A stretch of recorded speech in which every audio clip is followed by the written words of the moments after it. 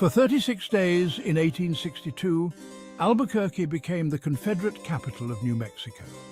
After a bloody battle, a portion of the 4th Regiment of Texas Mounted Volunteers, under the command of General H. Sibley, failed to take Fort Craig, south of Socorro. In need of supplies, the exhausted troops pushed on to Albuquerque. Union soldiers, meanwhile, had moved everything possible from their Albuquerque post, burned everything remaining, and retreated north under Captain Herbert M. Enos. Sibley, arriving after March 6th, took up residence in the adobe home of Rafael and Manuel Armijo. This place became Sibley's base of operations. The brothers handed over $200,000 worth of merchandise to the Confederate Army. While many of the townsfolk had an affinity for the Union, many New Mexicans felt no real allegiance to either side due to the fact that their territory was not yet a state, and it had only been part of the United States for 13 years. Captain William P. Hardman stayed in Albuquerque to lead a Confederate division, while his comrades marched on to Fort Union. Little did they know that Major John Chivington and Colorado volunteers were on their way from Denver to support the Union forces stationed in New Mexico and prevent an attack on their territory. Lieutenant Colonel Manuel Antonio Chavez helped Colonel Chivington by providing current information on the rebel forces and their march to Glorieta Pass. With extra soldiers, Chivington engaged in battle and was able to set fire to 61 Confederate supply wagons, ending the Battle of Glorieta Pass. The Confederate Army retreated back to Santa Fe and eventually Albuquerque, where they seized a flour mill belonging to Franz Hüning. On April 8th, cannons were fired as a show of strength by both Union and rebel forces. The Battle of Albuquerque lasted several hours, but caused no injuries. A group of concerned citizens informed Canby that the Confederate Army was preventing families and children from seeking safety, so he ordered his men to cease firing. The battle ended, and Canby had achieved his goal of testing the Confederates' will to fight.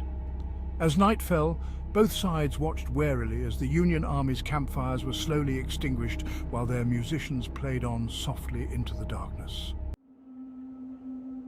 Canby knew Sibley's larger forces were coming to Albuquerque, and he quietly ordered his troops to move south under the cover of night. Some musicians were left behind to mask their retreat. Canby and the Colorado volunteers joined forces at San Antonio and marched towards Albuquerque with a formidable army. Sibley called a meeting of his officers in Albuquerque and detailed their dire situation. Only 15 days of rations and 35 to 40 rounds of ammunition per man. They had to retreat down the valley, leaving some wounded soldiers behind. Sibley also made sure to bury 8 brass cannons in a chili field near the church to prevent them from being used against the Confederacy. However, one Confederate soldier seems to have remained behind, in spirit anyway. Visitors and residents of Old Town Albuquerque have reported seeing an unusual specter of a Confederate soldier, sometimes on horseback, sometimes walking on foot on San Felipe Street north of the plaza.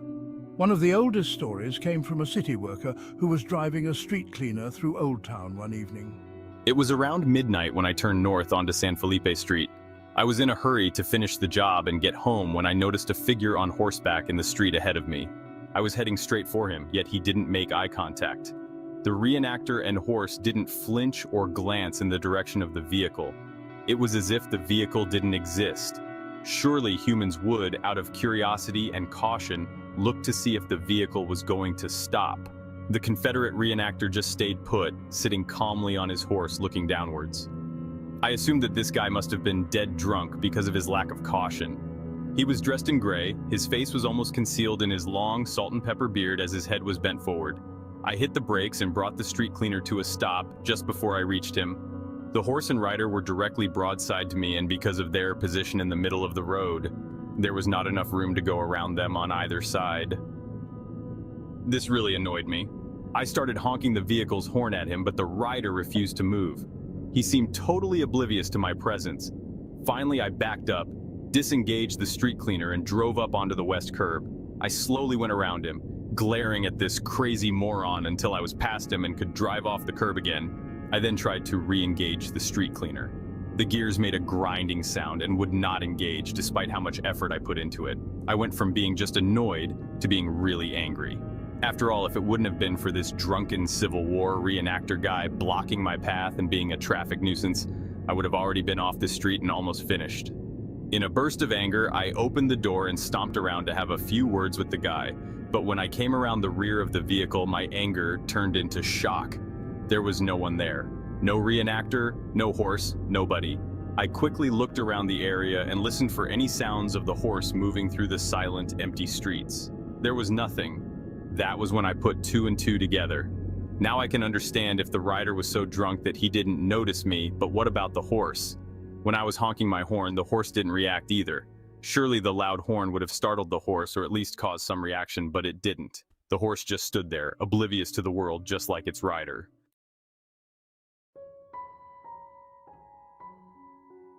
According to local legends, the Confederate ghost guards the cannons left behind after the war.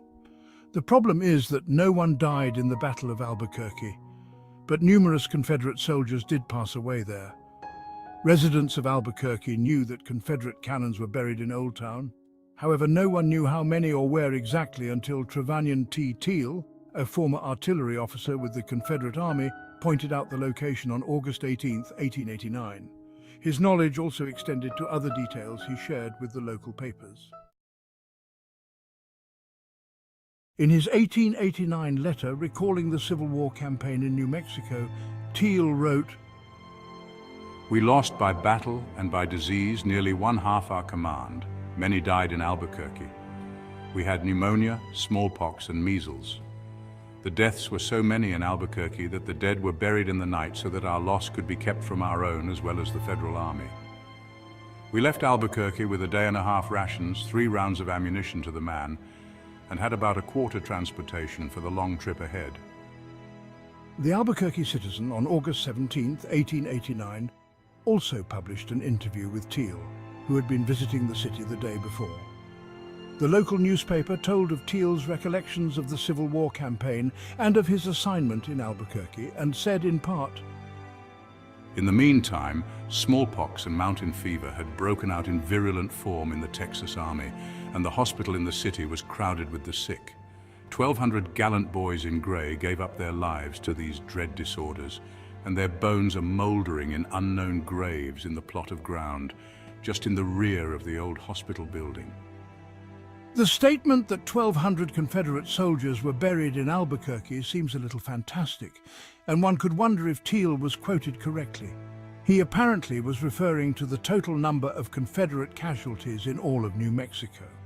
Nevertheless, it is certain from the Teal interview and letter that many Confederate soldiers were buried in unmarked graves in Albuquerque.